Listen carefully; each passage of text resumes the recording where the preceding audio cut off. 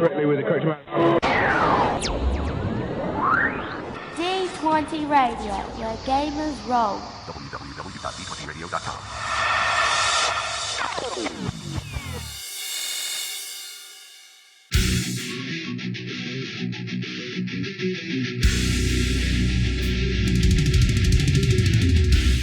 Welcome to Me and Steve Talk RPGs, a podcast where me and my friend Steve try and help you get the most out of your role-playing game experience.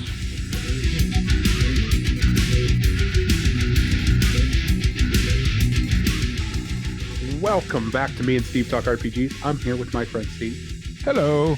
And we're going to talk some really cool RPGs. But before we get to that, we have our podcast for the week, which actually segues into our guest, one of the two. We want to welcome Josh Heath onto the podcast again. Hi there. I am Josh Heath. I am here.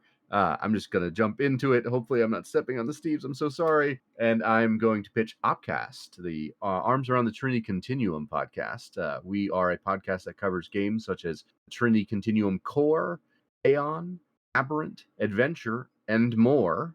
And if you're interested in anything that's sci-fi, you can pretty much do it in the Trinity Continuum. It is one of the best games that Onyx Path produces in the newest Story Path edition, and taking on the awesome legacy that White Wolf produced for those games. So if any of that's interesting, Aegis is coming out soon, where you'll be able to play sci-fi alien hunters in meets Troy / meets the Iliad, meets things like that. So lots of awesome things that Aegis is going to let you be able to do.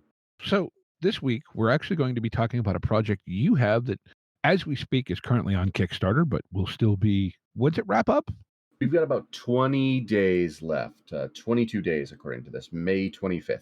Okay, and this will drop in a week, so you'll have about 2 weeks at the time this airs to get in on this.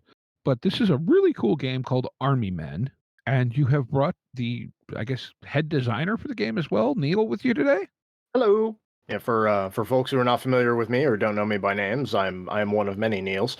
But my name is Neil Litherland. I'm an RPG writer, author, and this is the first time I've actually put together a full game instead of just doing supplements for other people's stuff. Cool. So it's called Army Men, and Josh was kind enough to share the manuscript with us to kind of glance over. And I've told both of you when we were talking previously, but what this feels like to me is one of you was walking down the aisle at their local Dollar General or Dollar Tree, down the toy aisle, and had a flashback to being, somewhere in the 8 to 10 range, and all the stories you used to make up with all the wonderful little plastic army men and etc. that you can find there, and went, what if I combine this with an RPG? You're not wrong. As far as origin stories go, it's pretty on the nose for how things happened, actually. For folks who are curious about the origin story of this game, several years ago, I had a friend of mine who was putting together an RPG company, like lots of folks were doing around the time of the pandemic.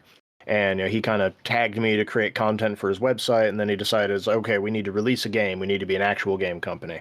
And he was kind of trying to figure out what he wanted to do for content, what would get people interested. And he decided he wanted to do something for the wargaming crowd. And I was like, okay, cool, I'm down for that. That sounds interesting. But he wanted to do it with the Fate system, which had me putting up red flags. So I'm like, you want to go to the community most known for complicated rules and tactical displays and take all of that away from them? And so he and I went back and forth as to what would be a good system to do for that. And while we were finishing up that discussion, I was going off around the rest of my day, and it was a productive discussion, but it was a tiring one. I was just getting ready to take a shower, and I said, man, if we could just get like a bag of army men, throw them down on a map, and hey, wait a minute, there might be something behind this idea. I got to write this down. And it just kind of mutated from there.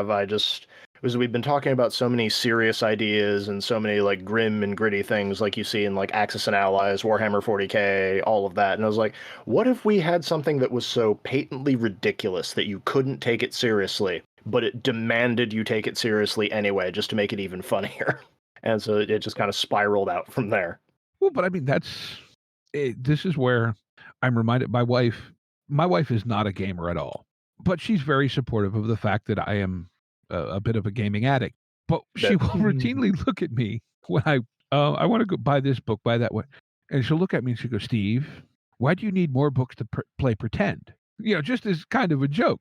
Yeah. And in a way, she's right. But like, this really does feel like just some structure to play the pretend that we all used to in a lot of ways. Absolutely. It is the yes, because lots of folks have talked about this as the ongoing debate of rules versus imagination. And it is always my goal to give people as many options as they can when they look at stuff that I've made, but to also have like the asterisks and the caveats to prevent someone from going, it's like, no, I have an everything proof shield, I win. Because it's that fine balance of making sure everything's fair for everybody, but also leaving enough room for everyone to be as creative as they want to be. Mm-hmm. So, just by way of, you want to give kind of an overall pitch before we start diving into some of the neat stuff, other than Absolutely. that it's, So, wild creation? Sure. So the general pitch for Army Men, aside from the obvious of your, it's like living plastic soldiers in a living plastic world fighting for the survival of your nation and your fellow, resinous persons, because I love that term and I'm going to keep using it. But the setup for the game is, around 50 years ago, there was a great conflict, a great war amongst, what is now the Plastos Federation. And then, the Vespoids arrived, these colossal insectile creatures that were just an existential threat to everyone. And so we all just sort of put our war aside for the time being and decided, we need to fight that, because if we don't, whatever issue we have isn't going to matter. And that's kind of been the driving force behind a lot of the setting, behind the missions folks are getting, behind, recruitment drives, because you can just look out there and see the existential threat that is a thing you need to protect yourself and your neighbors from. And it was kind of taking that general setup and asking, okay, how do we now give people the tools to make characters that they can get just as invested in? So it feels kind of like reading the old pulp stories of, the World War II heroes, squads going out and doing all their crazy pulp adventures. I was going to say, I did get that very kind of pulpy vibe from it, along with some of those, 80s, 90s kind of cheesy sci-fi, military action movies. Yeah. Well, not to cut you off, but speaking of 90s cheesy sci-fi action movies, I immediately read this and my brain went, this would be a really good game to run the in-world story of Toy Soldiers. Are you familiar with the 90s movie Toy Soldiers? Yes, with the bad guys who are actually the good guys. Correct. And the soldiers who are the bad guys. Yeah. Yeah. So it's Tommy Lee... Small Soldiers. Small Soldiers. That's it, not Toy Soldiers. Toy Soldiers is a very different movie. Small Soldiers, yes. I read this and I was like, this would be great to run that in, which is a movie that I like and nobody else seems to like. It was a good movie. I remember that loved movie. it. Yeah. Because I quoted that film entirely too many times while I was putting this together. Good. I'm glad that I wasn't the only one that was like, I'm picking up on this. Now I'm going to have to go look that up. I don't know if I've ever seen that. It's fun. It's very fun and kind of silly in that way where it's like, this is a very silly thing. Now let's make it just a little scary. Yeah, it's like a kid's horror movie, like along the lines of like Gremlins. Yeah. Because it has that whole Barbie scene, which is... Yeah. Anyways, sorry, not to derail the entire conversation, but that's what came to my mind. Absolutely. I forgot where I was. There's something about, just the greater threat and everyone putting it aside and, being able to go the pulpy story route, but still have a little bit of grit kind of underneath it, I think. Yeah, to catapult off of that, it was a thing I wanted to do, and there's a section about it in the Game Master chapter.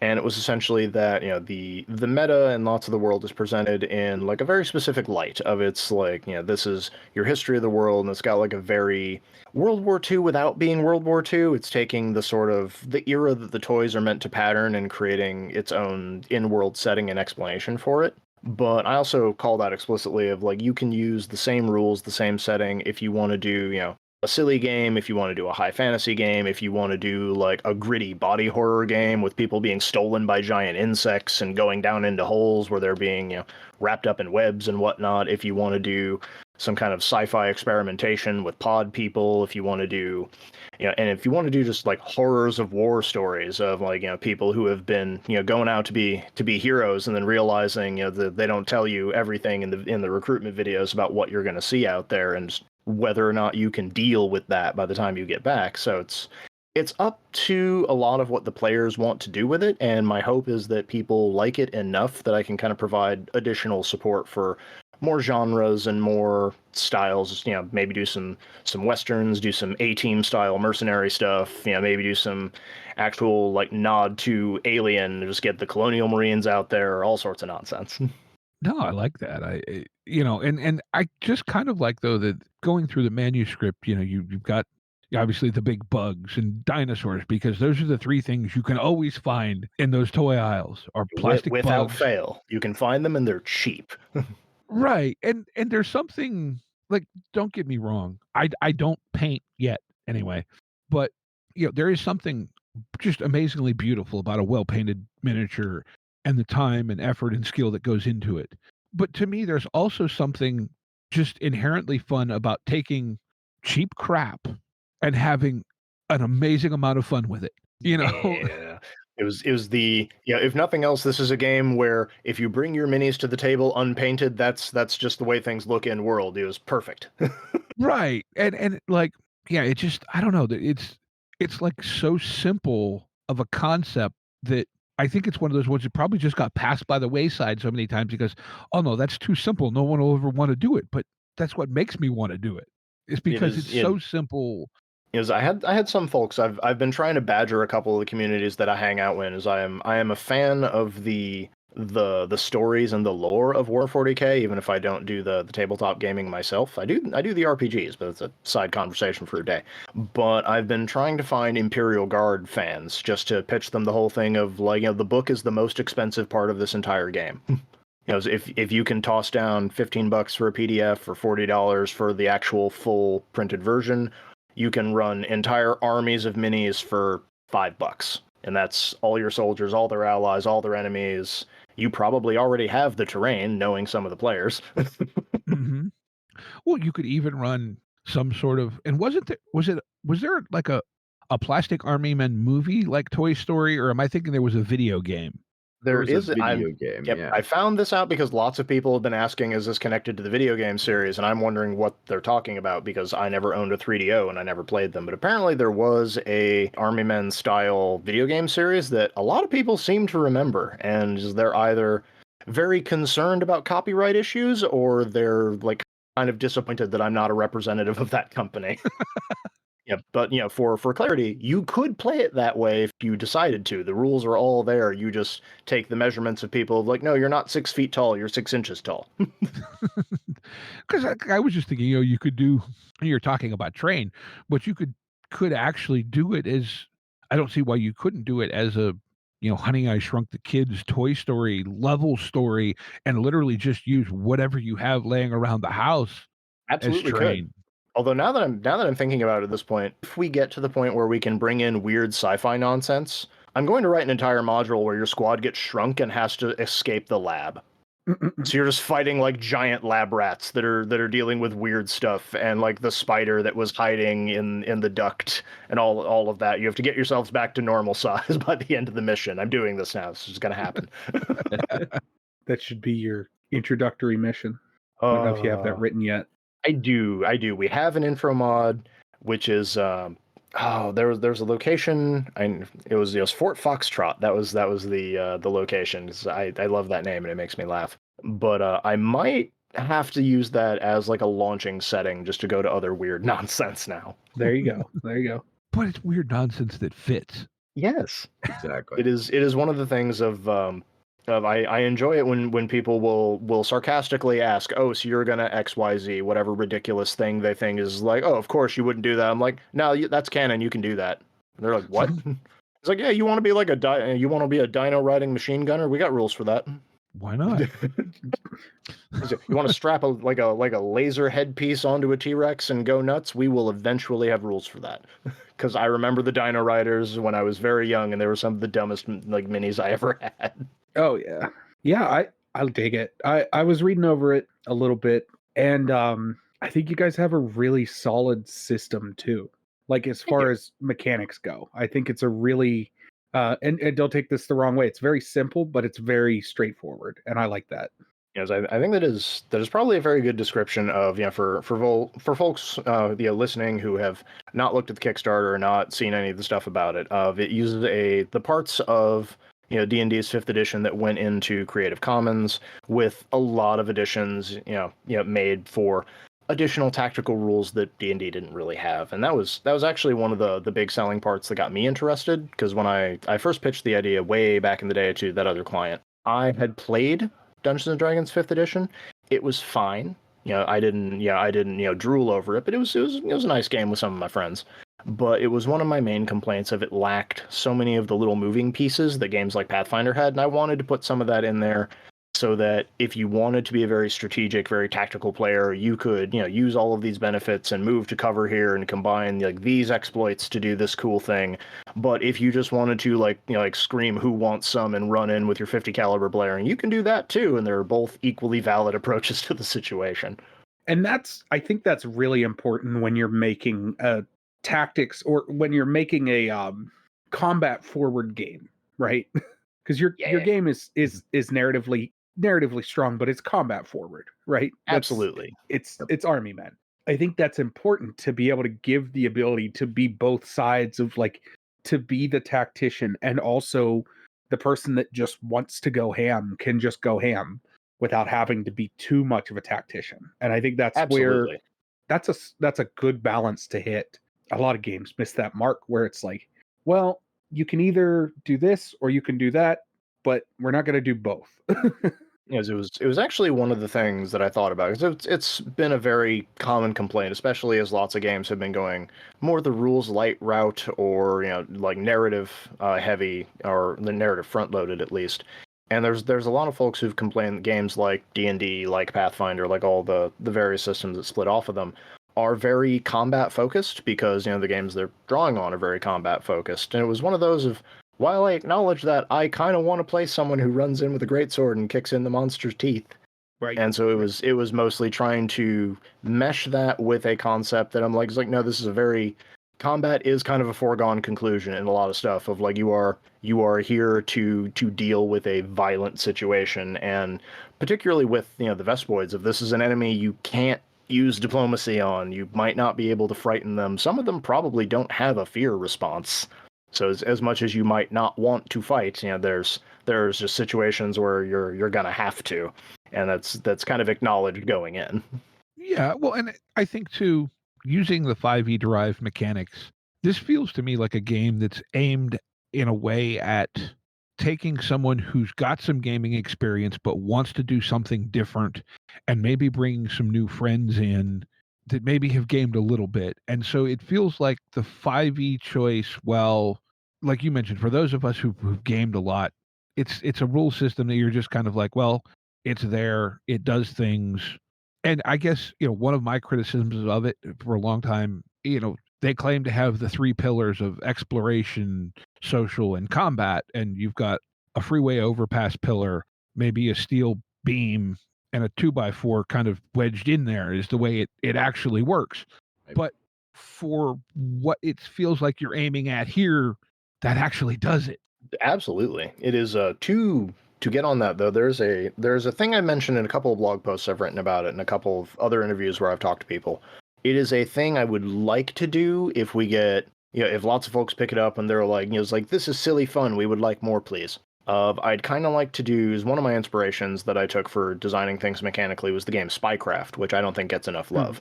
And it was just one of those things that I wanted to have that opportunity that folks could do stealth missions, whether that's, we all put on black face paint and we sneak under the barbed wire and we steal documents from the enemy, or if it's, a more James Bond style game where we take on, false personas and we go to this underworld, event that's happening, and we pretend we're all members of a cartel to try and figure out, some way to undermine the enemy intelligence network. And that's a little more complicated narratively, and it's probably one of the big failings of Spycraft as a system of, if you don't have a DM who's very familiar with lots of the tropes of spy fiction, the mystery can very quickly spiral out of control and get away from you. But I'm hoping that with a system that's a little simpler, it would be easier to kind of direct folks through it in a way where you could do either that very 1960s gadget heavy kind of game, or if you wanted to do more of like, the more modern era Bond, where everything is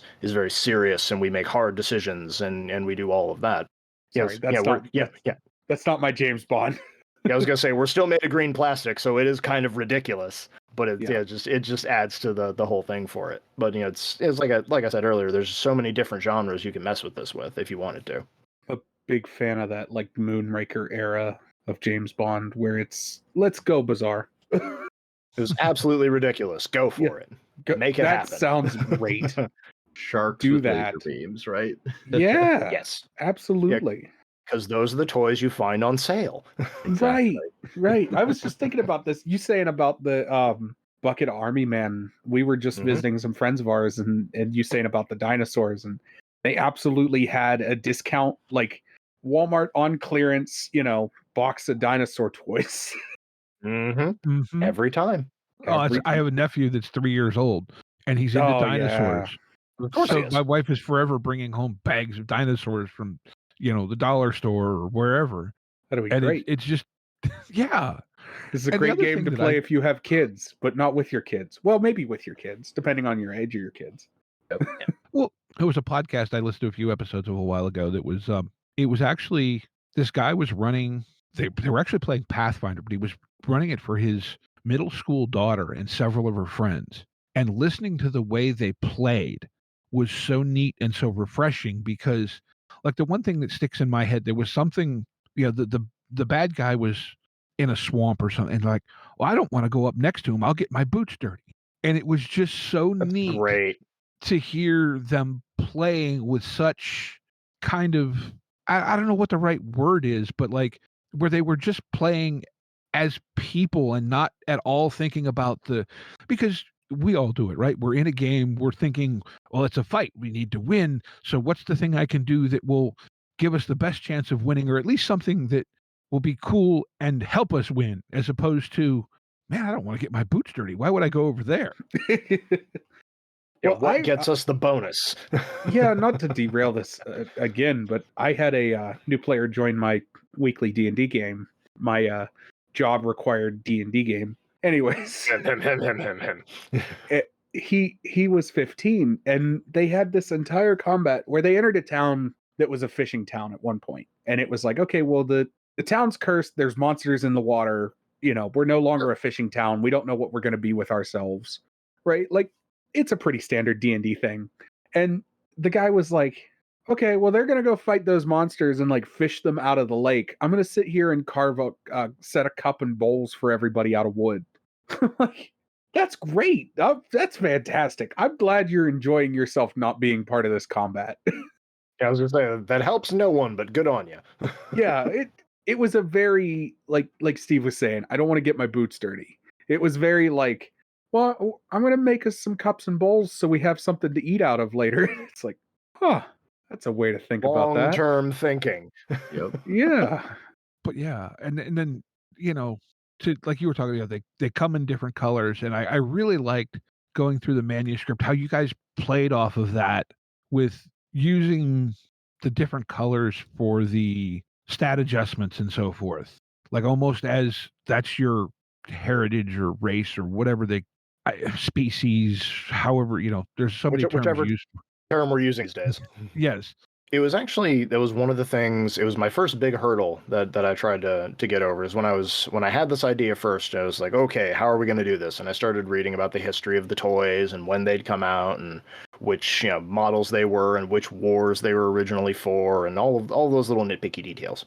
And it was a thing I kind of tongue-in-cheek did, because none of the nations in the Federation are like explicitly a 1-1 comparison of like this represents this country or this ethnicity or this whatever. But the different formations of the nations are kind of a hat tip to all of the various countries that had their armies involved in the setting. So like, it was like green was color-coded as America, gray was color-coded as Nazi Germany, red was color-coded as Russia. And so it was one of those of assigning them the various different heritages, essentially, based on nationality kind of worked, but it was also a thing I wanted to make very clear in the text of, your color doesn't mean what country you're from. This is just the particular resin that you are formed from. And it's one of those of, if you look at someone who is a green, they're a lot tougher, they're a lot stronger, but they're also a lot blockier because they were the first ones released, and thus they didn't have like clean die cutting. So they're kind of brutish, but they can also live for like 300 years if nothing kills them because it's really tough plastic.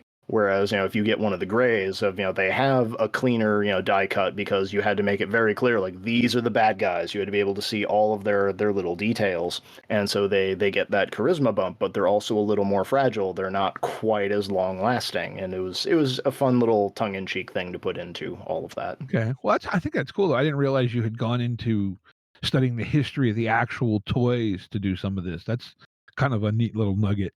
I think the other thing that I saw as the publisher for it is, I was like, man, this is a great metaphor for people to have conversations about. I'm green, you're gray, why? What does that mean for us, right? We're in the same nation, we're fighting the same war, we're fighting side by side together against these Vespoids. Are we different? Why are we different? What does that mean, right? It just, if you want to go there, you can go real deep in depth with that. You don't have to. You can play it totally on the surface, fun plastic army guys where you're like, I'm just going to play this because it's giving me better stat bonuses, etc. But when I saw it, I was like, I'm not going to lean away from the possibilities of those conversations, because we could have taken a different route and said, hey, there are no stats based on your physical color, right? And I get that. I understand why lots of games are doing away with racial bonuses and things like that and going to different forms. Support that, but we did it. We leaned into it intentionally here and said, there's a conversation you can have, a silly plastic army men that is safer to have than if you're talking about real people in any sort of real way, right? So I think that's an awesome opportunity. No, I think you're right. Yeah, to tag onto that, there's an extra fun thing you could do on that, because we're used to playing in fantasy settings where like the timeline goes for thousands upon thousands of years, Tolkien style. And all of the history that I explicitly laid out for this game is like maybe 75 years or so total. Like, it doesn't really go back before that in the starting book, because I figured no one needs to know that right off the bat. I don't want to overwhelm players with world history. But it is one of those things of, lots of the resins are longer lived than others, and lots of them will have lived through major political changes. One of the big ones is was it the Styric Republic is not the USSR, of like they were a monarchy and then they had a revolution and now they're a republic. And this all happened like within the living memory of several of the Resonance peoples, several of whom might like remember living under that monarchy, or might have fond memories of childhood of like how things were different. And so if you really wanted to, you could even have like political or like religious conversations with people who maybe like they're younger, they're idealizing the past, and you have someone who was there, telling them like, no, it was terrible. I don't know what you're reading in this book. None of that is how it was. Well, that, I think, though, to me, that's one of the beauties of RPGs in general, is that it can be both silly escapist fun, and it can also be a lens with which to look at legit, real issues in a way that's a little safer to explore them than having the actual conversation about the actual thing. Absolutely. Exactly. So, I mean, it sounds like you've got ideas anyway for that. If this does well and takes off, that there are expansions and splat books, if not planned, rattling around the brains of the creatives. There are supplements on supplements that Neil has mentioned to me from the beginning that I'm like, Neil, if we can get people to buy this game, yes. Is the look on Josh's face making me laugh, because it is one of those I fully acknowledge. When I first had this idea and it seemed to really have some legs and I was figuring out all of it, my brain just kind of went genre by genre, style by style of what could we release that would give players new rules to mess with without invalidating any of the old stuff. And then the question of mixing and matching things. So it's the one that immediately comes to my mind for weird stuff to mesh with. Everyone's probably seen like the Wild West style like plastic toys they have. They're kind of built off the same mold, and they have like the Confederate style stuff. Well, it's Confederate and Union, I should say. Mm-hmm.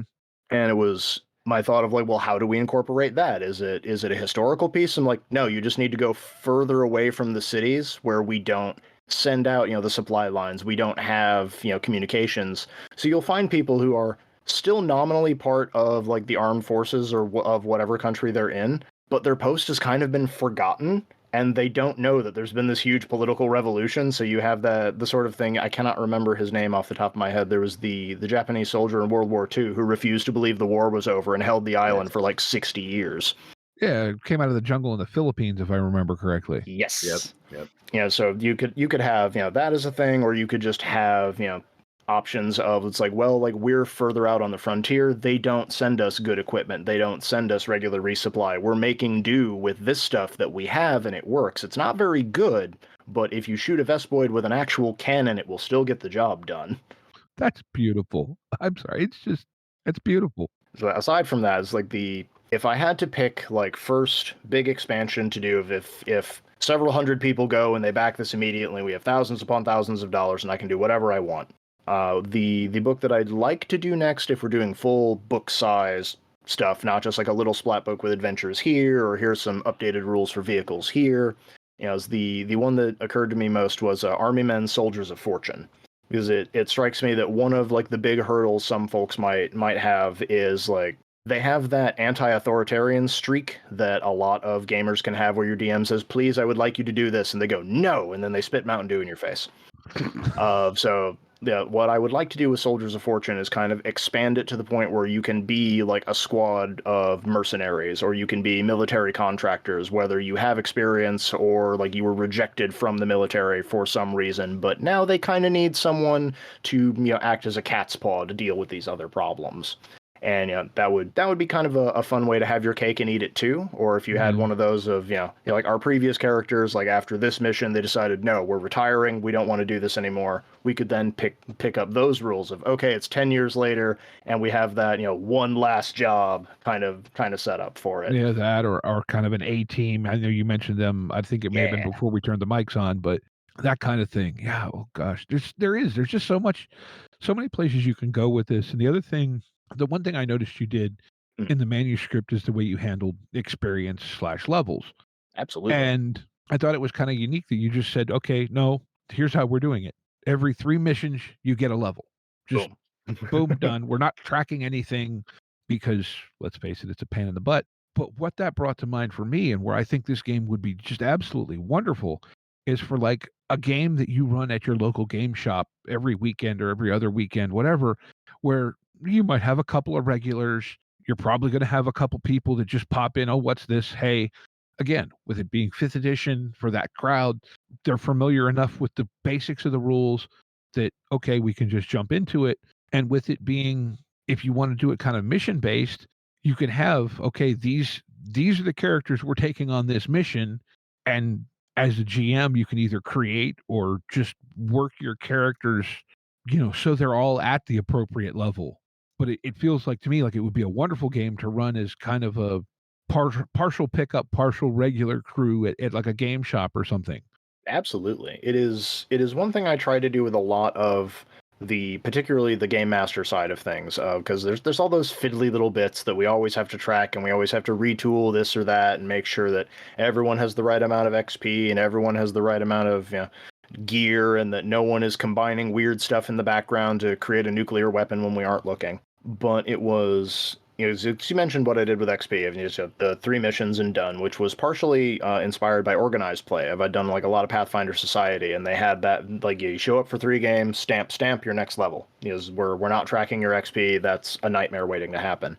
But I kind of carried that through into equipment. It's like there are certain casts, which still makes me laugh that we use that instead of class names. But there are certain casts that, like, they have the inherent ability to create certain materials or that act as certain threats. But generally speaking, your gear loadout is going to be a big part of your challenge, is determined by the game master. So if you're sitting there and you're just like, I want my players to just have like a rip-roaring Rambo-style Hollywood shootout, I will give them whatever weapon they ask for, however many bullets they want, I don't care, just go nuts. I'm just going to throw waves of giant bugs at you, and we're all just going to have fun. Or alternatively, if you want to make it a lot harder, you could be like, well, you guys, you get your standard loadout for whatever patrol you're on, because the people assigning you your loadout don't know the hidden information that I know about where these enemies are. So you're going to have to like very carefully track how much gear are you willing to commit to a particular fight, knowing that there might be something bigger around the next curve. And I think that gives you a lot of flexible power without asking your players to really sacrifice a lot, and it means that all of you have to do less bookkeeping overall. And most importantly, I think, is you don't get involved in the magic weapon arms race, as it occasionally becomes, of like, yeah, I have all this money and I could just retire from adventuring, but I need to upgrade my greatsword, and I'm not sure which benefit I'm going to buy it on, and if I get the wrong one, I'm going to feel dumb. In this case, it's like, you finish your last mission. Great. Here's your next one. What do you want? And then you go down and you have other questions you can ask. One of the backgrounds you can take, I believe I named it the Supply Sergeant, but it was essentially my nod to MASH and Radar of it's the like, I want this thing. Well, we're not getting it for you. Give me a minute. Let me make some calls. And then it gives you kind of that caveat of like, no, I can get this thing that we need for this mission. Just don't ask where it came from. I love that show. Good show. Really did. But yeah, no, I just, I gotta be honest. When I first heard about this, I went, okay, Plastic Army Men, cool, 5e, eh. And then Josh sent me the manuscript, and I'm reading over. I'm like, this is just wonderfully clever, and like you said, it both takes itself seriously and doesn't, which is a really, I think it's a difficult line to walk, but it feels like you're in the right place to pull it off. Thank you. And I think that's a great place for a game because it allows, because I don't know about everybody else, but most of my game tables either go pretty dark and serious or pretty silly and goofy. Yep. It's like, I don't know if you guys remember, there was a webcomic a while back. It was called DM of the Rings. Mm-hmm. And it was this guy who went through and captioned all these screenshots and stuff from the Lord of the Rings movies as if it was an RPG campaign. Oh no. And like Aragorn is forever trying to get rid of this damn broken sword and get something that's, and just, but like taking the stuff we've all had happen at the RPG table and applying it to the situations that happened in the movie. And it feels like this game can do both of those things. It can be Lord of the Rings and it can be Monty Python, and neither of them feels like you're abusing it. Yes, it reminded me of the I don't remember which comic first did it, but it was the joke someone had of when the entire party brings very serious, very grim, dark characters. Within 5 sessions, it turns into Monty Python. And if we all bring like a clown and a strong man and a drunk from the circus, like 10 sessions later, like someone's like dying in someone else's arms and somebody else is crying, and we're all just trying to figure out like how we're going to ever move on after this. We just came here to be silly. Oh. I think the other thing too, and this is one of the things that when I saw the background text that I was really happy with. Sometimes settings over tell you what the setting is about, right? They spend 300 pages telling you everything you need to know about everything that's ever happened in this place, and it doesn't have enough white space for a storyteller to craft. Okay, I want you to go to this new place. Crap, there's already a map, and everybody knows what villages are between, Barovia and, the necropolis where Aslan Rex is, right? Everybody knows everything that's between those two places. In Army Men, there's enough white space that if you want to make a whole new nation, you've got the space to do that. If you want to if you grab a plastic dinosaur and you're like, this is going to be my big enemy, you can throw that plastic dinosaur in and it feels right to the world. Mm-hmm. None of it it's not restrictive in its setting information. It's just enough that even I think when we're adding things in the future, it's going to be, just make sure we keep that white space so people can craft stories and craft places and locations and ideas from it. Absolutely. Yeah, it is a thing of lots of the stuff that I'm hoping to add going forward. Also, because I too have weird spicy chemicals in my brain, so I feel I must let people know about one of the other things I was hoping to do. is there is a nominal meta-narrative. As I mentioned, we have like the 50 years between the appearance of the Vespoids and where we are now, and what that has done politically, sociologically, all of that. But it's my hope if we can get, regular missions out, if we can kind of let players explore and move through the story as it goes on, to sort of explain like where these giant bugs came from, and then we move on to like the next major enemy threat that is the reason you've been dealing with those, and then we kind of uncover that with all of the weird sci-fi super science that they brought with them, because the other thing you always find in the discount aisle is it's like the little aliens with their tiny little ray guns, or you find like weird little sci-fi monsters that make no sense. Oh, you are a 40K player. Maybe. I'm not trying to call you out like that, but man, that is the basics of 40K in a nutshell. Just keep adding weird nonsense and explaining that it was there the whole time. Yes, yeah. Where did these undead mummies come from? They've been here. They're older than we are. Really? I don't know. I thought it was a cool idea. What about the mushroom people? They you know them. They were at the beginning. Yeah, I have a picture. They were right here. That was something we left on the cutting room floor. No, it wasn't. So, and I actually have a plan for some of these ideas that Neil has, that we're going to be seeding some of them into the art. So if folks do go through the art and they see, hey, wait, what's that thing in the background? It could be a thing. It may not be, but it could be a thing. Yeah, and without giving away like too much or like overselling, because it's one of those of like, this is the big end arc where we have huge things come together, and it would require like a whole big extra rule book and campaign. Because there's the obvious question some folks have asked of like, well, where are all the traditional gaming minis in all of this? Like, it's like, are they real? Do they exist? And the answer is yes, they are. You will eventually be able to use a machine gun on a dragon and shoot a wizard with a tank if we can get to that point. But only if you don't paint them. Yes, but only if you don't paint them. There will be negatives associated with paint. That is a mark of shame. By the end of this, it sounds like you found your Rift's replacement, Steve. Aha! It sounds like you might have found the system to run your Rift's replacement. Yeah, well, yeah. Well, it does in a way sound like but you know what? That's kind of always been, Rifts was the 15-year-old boys everything game. Mm-hmm. This is essentially the same thing, but not trying to be quite as serious about it. Absolutely. Well, yeah, I'll be honest. I really dig it. I do. Everything I've read, everything having a conversation with you guys today, I dig it. Yay! That's how we know we're doing it right. You at least have one person. I will say, I was a little skeptical initially, not like boo-hoo, but just like, okay. But having seen it, and I like, the play on all the, the different plastic types, and kind of the terminology nods to kind of them being aware that they're plastic. Oh. And I love that sort of weird play off of that like, we're aware that we're just plastic army men.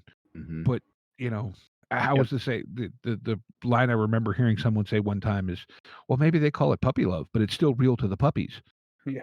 It reminds me of one of my favorite little tongue-in-cheek jokes I made that either nobody caught or nobody made me cut. Is if you get one of the ration packs, in it they have the little preservative packet that we all have in our shoes to stop them from getting damp. That's their flavoring. It's like a gel. Oh man, don't eat that, kids. For me, bad lessons. Don't play this with your kids.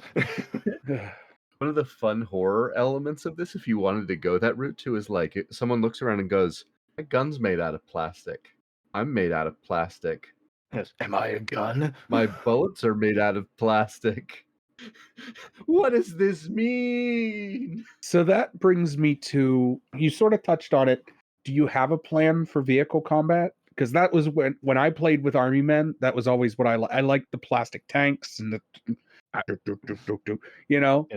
The phrase I am most known for, particularly in the World of Darkness games I go to, is vehicular combat is always an option. And while we don't have like big stretches of vehicles in the base book because it was already getting kind of chonky and we didn't want to have to rebalance too much, that is one of the first supplements I'd like to put out, is both vehicles, or at least like the vehicles that you'll use as a squad. You'll have like the big trucks and motorcycles and like light planes, stuff like that. patrol boats, things of that nature. I'd also like to include some rules for like mounts and animal companions to get to like little historical nods for like Sergeant Reckless, the horse who just wouldn't stay out of danger, Woltjik, the Polish bear who hauled artillery shells and then fought Nazis. Right. Just little extra nonsense. People are going to be like, what are you doing? I'm going to ride a bear into combat with a great sword in one hand and a pistol in the other. Why? Because I want to. That's why. Because if you saw that coming at you, your first thought would not be, I'm going to shoot it. It would be, that person's lost their mind. I need to get out of here. Right. No, because you just made Steve's new character. You just, I know what. Okay, I'm gonna run this, and he's gonna be like, "I made a character. It's a guy riding a bear with a machine gun." Yes. Nobody's gonna be shocked. One of the last 5e characters I made was a dwarven ranger with a bear, and the whole image that came from an image that sprung into my mind of a dwarf riding a bear, and you can't tell where the bear ends and the dwarf's beard starts. I support everything about this. And ironically enough, we somehow, because Gonzo one shot, got access to a wish spell. So what does my ranger use his wish spell for? So that the bear can talk. Mm-hmm. That's fair. Nice. Yeah, then he finds out the bear speaks a language he doesn't, and he has to learn a whole new language to talk to his bear. Just it's monkey's paw wish. Bear speaks bear. No. But no, it just, oh my gosh. The more and more I hear you talk about this and what I've read, I'm more and more like, I want this, and I want to go do silly, fun things with this and just have a blast. Like, this is definitely a game I would take to like a convention or something. And just be like, not if I beat you to it. Bull crap. I'll buy more army men than you. I will have more. We will have a bigger table than you. All right. So I have a pitch for a second line of products. You need to make an actual tactical minis game to play with plastic army men. All right. It's not out of the question. The only thing I will say to that is there are several already on the market.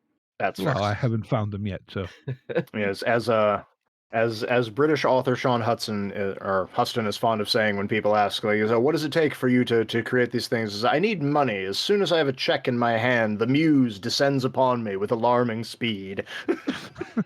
Fair. Yeah, if there are folks who want it, I'm there for it. And to be fair, and I don't mean this to like, I don't mean this to curse you, but 22 days and you're at $4,000 of your 6,000 goal. Granted, you have your stretch goals and everything, but your goal, you're very close to it. So, It is my first Kickstarter, so I'm having that moment of like, am I flying? Am I falling? I don't know what this sensation is. No, I would say you're doing pretty good, because we've seen a lot of Kickstarters come and go, and a lot of them do, they'll either do really well and go absolutely gangbusters, or they just don't fund at all.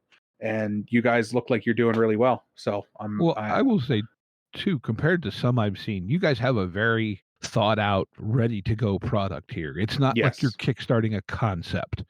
You have, yes, I'm going to guess it needs some more fluff. It needs some editing. It needs layout. It needs art, but you've got the product there that's, so to speak, play testable. You've got your product made. You just have to make it look like a finished product now, as opposed to be one. Yep. Yeah. And one of the reasons it took us a little while to get this to market, from Neil coming to me and saying, "Hey, this other company folded. I told you about this thing, and when I told you about this before, you got so excited you almost strangled me by not bringing it to your company to begin with." That's just my version of the story. It took us a while to get here, right? Because we wanted to make sure we were at like 99.9%, right? Like the manuscript is done. It needs editing. It needs development a little bit. It needs to be laid out, but that's not the long part of the process, right? The worst thing that I've seen so many companies do is say, "Hey, we're going to run a Kickstarter for a game." And they don't have a game yet. They have an idea. They maybe have 10,000 words written. And I'm like, you can't do that. You cannot do that. You cannot expect people to buy into that and then wait 6 or 7 years for a game. It's just, to me, not cool. Not something I would ever want to do as a company, and not something I think I want to get as a backer. And as a person that has over 150 backs on Kickstarter, I want to make something that fits my expectations for a Kickstarter project. I'm really glad to hear that you as a company would not, or well, that your company would not want to do that, because yeah, I'm with you there. There's a lot of Kickstarters that have come and go, and a lot of Kickstarters that have tried that are just, this is my idea for a tabletop RPG. Well, that's great, but you don't have anything on paper. Right. Yeah. You have nothing to show me. You're just, this is your idea. Well, that, like, look, I've got a one I'm waiting on that I'm not going to call the company out. They had a playable quick start out at the launch of their Kickstarter.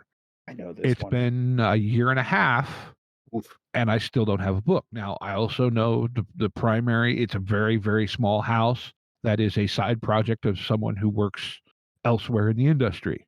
So they're busy. I get it. Yep. And I'm not saying that I have no illusions that I'm not dreading, oh, I'm not going to get this. But it is nice to hear, like I said, and then I guess that would be a question too. What are you, and of course, obviously, huge caveats about everything because of publishing and supply chain and shipping and everything in the world we currently live in. Do you have an anticipated fulfillment time frame? Yeah, our hope is to get everything by April of 2024. And I will say there is an error on the Kickstarter for all of the delivery dates, and I could not go back and fix it. So near the end of the campaign, I'm going to be putting out a couple of posts where I reiterate this is what our timelines look like. I apologize that I can't fix the dates that are in the system. I had them right when I hit the button. Kickstarter has admitted that they messed up. They say they can't fix it. It's frustrating. But anyway, April 2024 is our anticipated book in hand date for people. Where we're at with art, totally doable. It's at this point mostly editing and mostly layout, and I can do a 100-page book in 6 hours. You know what I mean? It's not the best. I'm not going to do that, but I'm saying like layout is quick once you've got all your assets together, and we're going to be there really quickly. Mm-hmm. Yeah, that's awesome. One of the advantages we had for that is, like I mentioned, someone else had gotten me to do this, and it was originally pitched specifically as like a 5e add-on, which is another reason that we went with 5th edition as a system.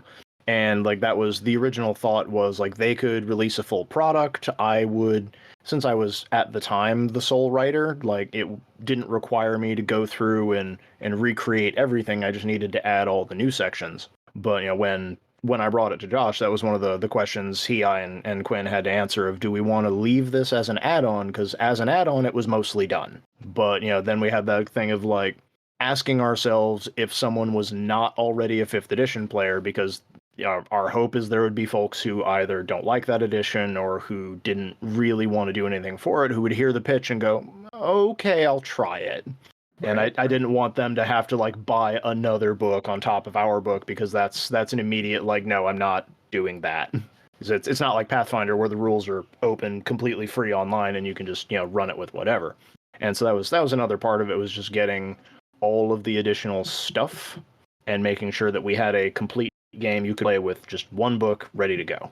Yeah, well, you also mentioned, again, before we turned the mics on and whatnot, you were initially almost set to launch this before the wonderful OGL debacle happened. Yes. Which I'm sure sent you into no minor amounts of panic. There were existential crises in chat for several weeks where I was I don't think they're existential once they become vocalized. Just again, like, thanks to all the persons out there who bullied wizards on our behalf. We couldn't have done it without you. Thank you. Because we were really like, do we scrap this whole thing? How do we not scrap this whole thing? How can we save this? Yeah, it's like, could we theoretically plug a different system in here that's fundamentally like altered enough that wizards can't come like knocking with their hand out? Turned out we didn't need to worry about that, but how does this fit into orc? That was one of the other questions. Yep. Yeah, orc, Black Flag, all those.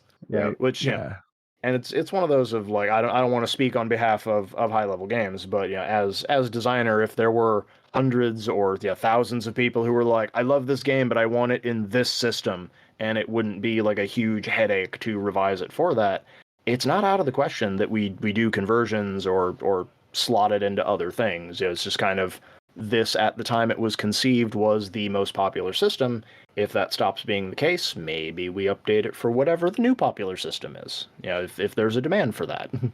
I could see this fitting well into like a Savage Worlds, even though I don't know the system exceptionally well personally. And we are Savage Worlds ace, so we could very easily get this out on the market as a Savage World product. I love Savage Worlds, right? Like it is shiny, and it would it's not to have planning sessions out in the open where everybody can hear us, but it is another thing that I do enjoy about Savage Worlds that partially influenced kind of how I try to set stuff up, because I first discovered Savage Worlds when they picked up Deadlands, and then I grabbed Rippers, and I grabbed a lot of their other books, and I realized like they had the same fundamental core system, but they would just like put out different genre books or different setting books, and I think that's a really good way of doing stuff, so that if someone likes whatever type of Army Man game, they can say like, I really like this one. I don't want to do cloak and dagger stuff. And it's like, okay, you don't need the espionage book. That is totally up to you. Yeah, but I really like this thing. You can just play it with that one. That's fine. I didn't want.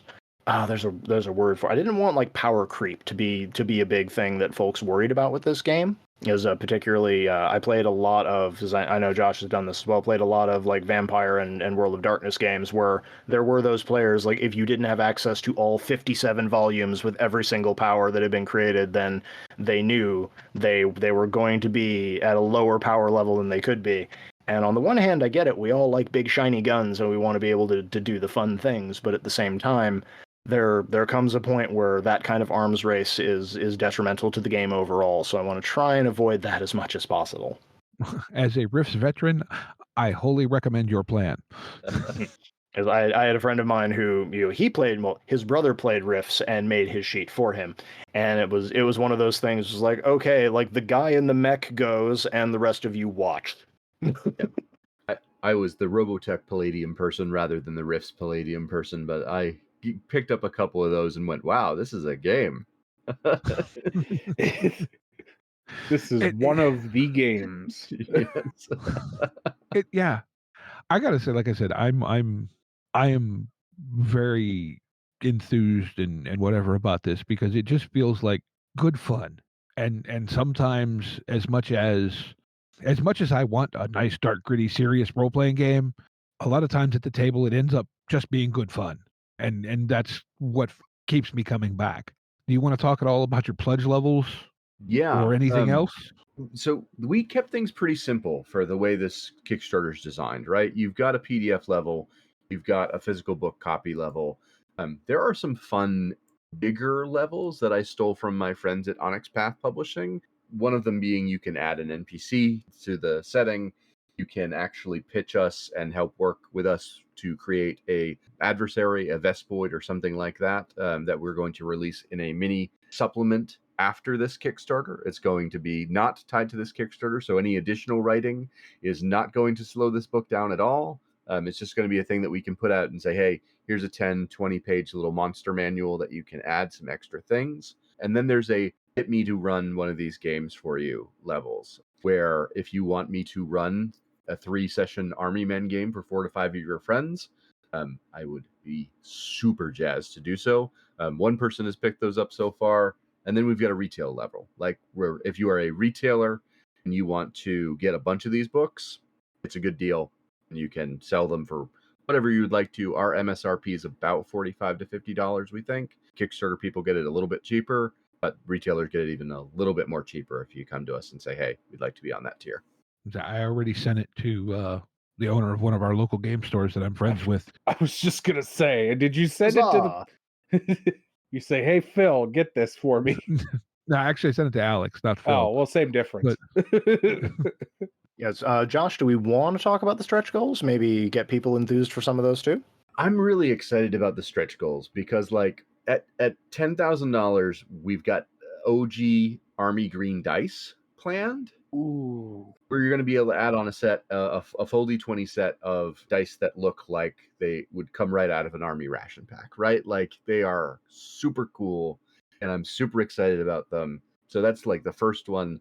The second stretch goal is an ammo can. We've sourced a 50 ammo cans that your book, dice, and any army men you would like to fit in them will fit into. But because of the price of them, we were like, okay, we have to get to a certain amount as a stretch goal before we can offer these.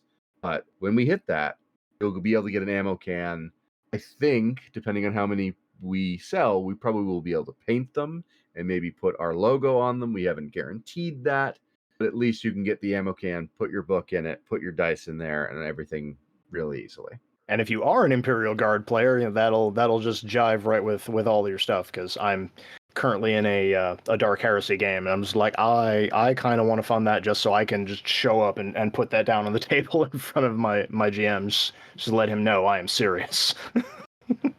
Now, that actually brings up, when you say that, is this book going to be classic 8.5 by 11 size, more of a digest size? It's going to be 8.5 by 11.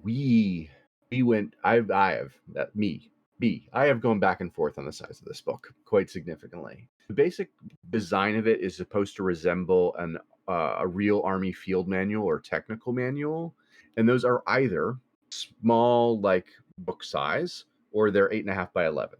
There's no in between. Like, they're either one or the other. And 8.5 by 11 is cheaper to print, so it boils down to, hey, that's a little bit cheaper. That's what we're going to go for.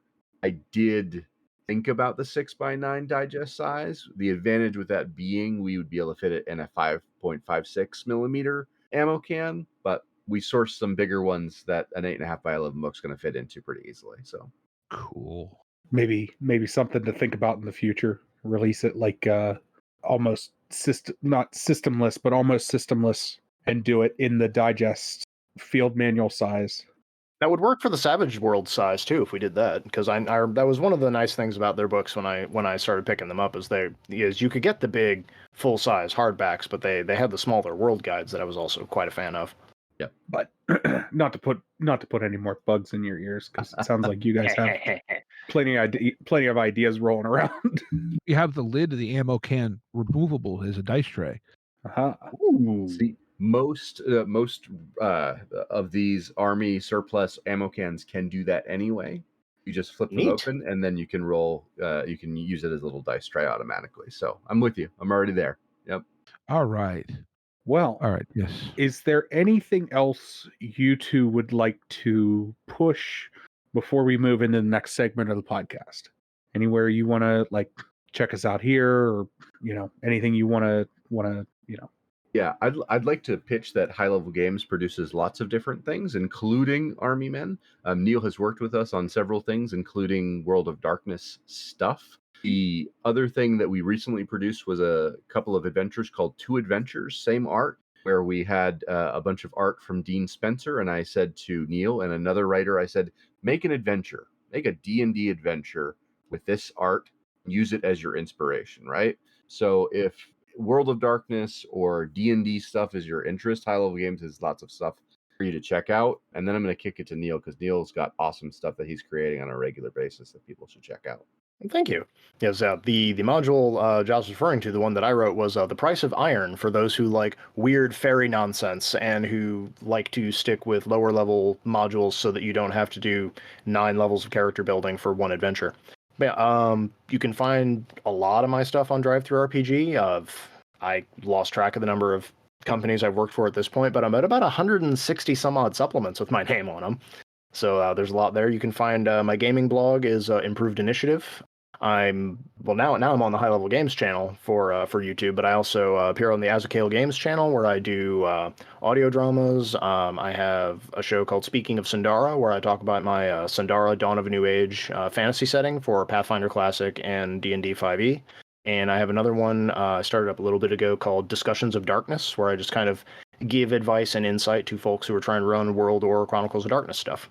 He also has an amazing Patreon called Literary Mercenary that I recommend people check out, because being his patron gets you access to all the stuff he's writing in various places. So, Neil, I'm pitching that for you because I am a patron and I love it. That is fair. I had actually forgotten about that, because everything else I'm with the exception of the supplements, everything else I mentioned is free. And no, it sounds really cool, and like more stuff that I wish I had more time to spend time checking out. So, all right. Well, I think then with all that, then I think, is it that time, Steve? It's that time. Let's move into game of the week. Woohoo! Game of the week. Game of the week. Game of the week. So you can go first, and then we'll leave our two guests in the middle, and then mine's going to be kind of familiar. Okay. Okay. I warning was you going to now. say, I briefed our guests on this, and Josh actually remembers it from the last time he was here. Wow. Even Hooli doesn't remember from the last time he was here. Well, that's Hooli, and well, he's an honorary Steve, so he doesn't have to remember things. He's going to get me. By the way, Josh, your next return, you become an honorary Steve. It's 3 times. Fantastic. So my game of the week this week is one. It's called The Fallen. It's a little powered by the apocalypse game. Well, I say little, 160 some pages. History is not as you know it to be. What you've been told has been censored by those trying to keep humanity safe. Well, this seems a convenient way to keep you in the dark. The truth is right within your reach. You just don't know it.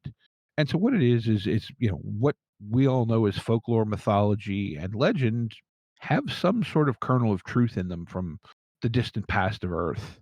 And as the characters in this game, you're supernaturally empowered to eliminate some of these threats. So it's you're fighting chthonic demons, spiritual chaos, all this stuff seems like kind of Monster of the Week meets Call of Cthulhu / Nightbane, to throw in a really obscure reference that most people probably won't get. But yeah, it just looks like a kind of a neat, supernatural horror. And I think with this kind of theme, I think Powered by the Apocalypse is probably a really good engine for it. So yeah, it's called The Fallen. PDF will set you back all of $10, or print on demand with the soft cover and the PDF, I think, will set you back 14. That's on drive-through. And I think that's mine this week. Cool. Mine is going to be, I'm going to probably rob it from other awesome people who might want to be thinking about, but Twilight Imperium, Embers of the Imperium, which I am so excited about because I've been waiting for this book for years. But for those who do not know about Twilight Imperium is an amazing board game where effectively, and I will just read from the back of this, since the fall of the Lazak Empire, the galaxy has been plagued by thousands of years of chaos, war, and isolation.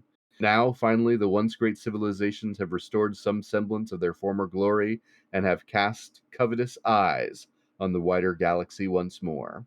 Each of the major galactic powers has sent representatives to the ancient imperial capital of Mechatol Rek. This book, I've only read about 10-15 pages of it so far, is absolutely amazing. It is a Genesis system game. So if you listen to any of the D20 radio network, I'm sure you know all about the Genesis system because everybody in the network seems to love it. It is a great space opera game where you can play one of many different species of people, including humans if you wanted to be weird. And it is just cool. It is the coolest space opera game.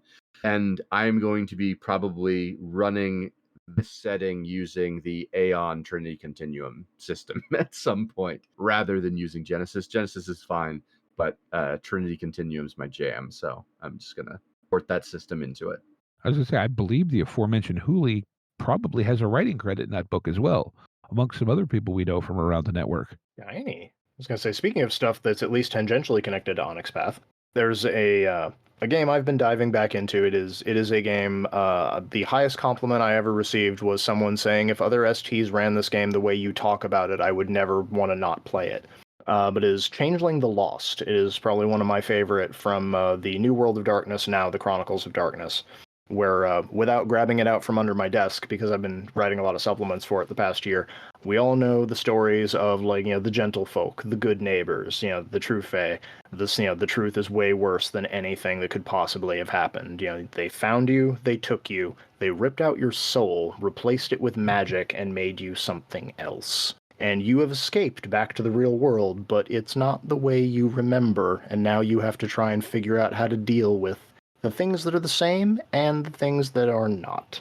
And for folks who have enjoyed our theme this evening of you can make this as serious or as silly as you want, a game of beautiful madness does indeed have that option of you can all be bright, sparkly fairy people, but you can also play it as Trauma the RPG if you trust the folks that you're at the table with and you want to explore those themes. Very cool. Yeah, we did a show not too long ago with a couple of the other guys from the D20 network about Changeling. Ooh.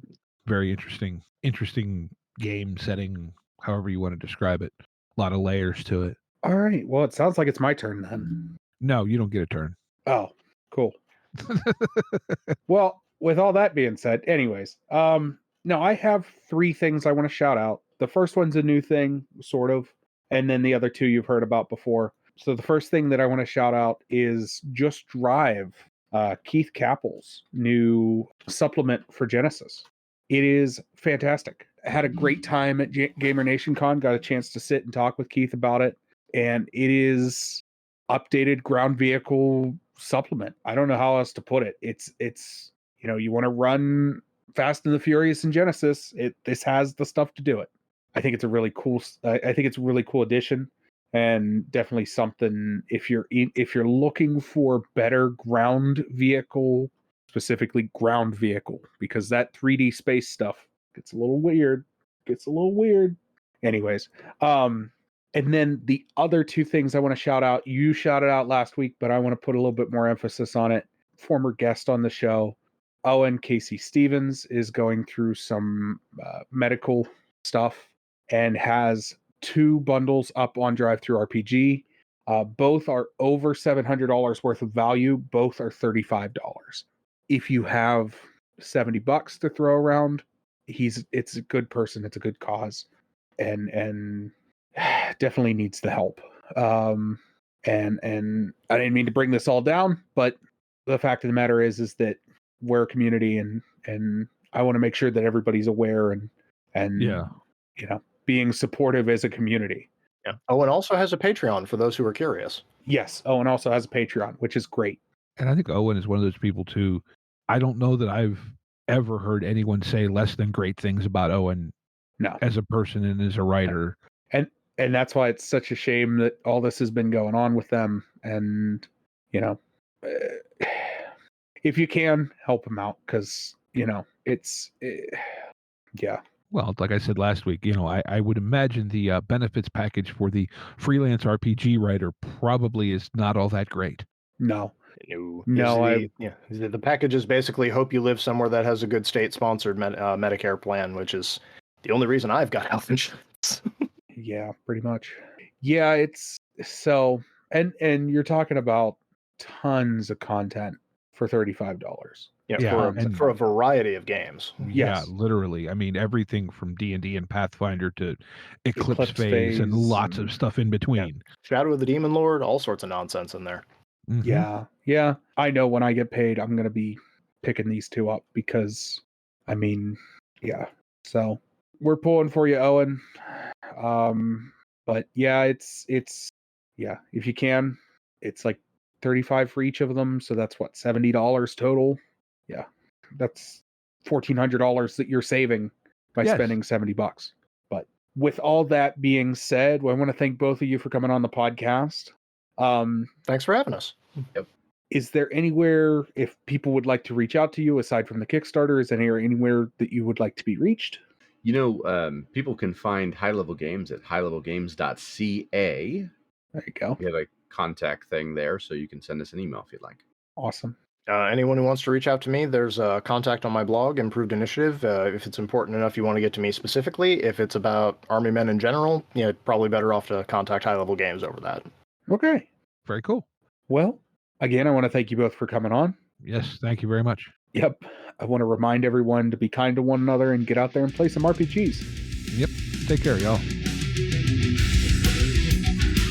Intro and outro music by the band 12 Noon. You can email us at meandsteverpg@gmail.com. You can find us on Twitter at @RPGs. Find us on Facebook at Me and Steve RPG Podcast. On Discord at Me and Steve RPGs. And as always, all of these links are in the show notes. Thank you, and be kind to one another.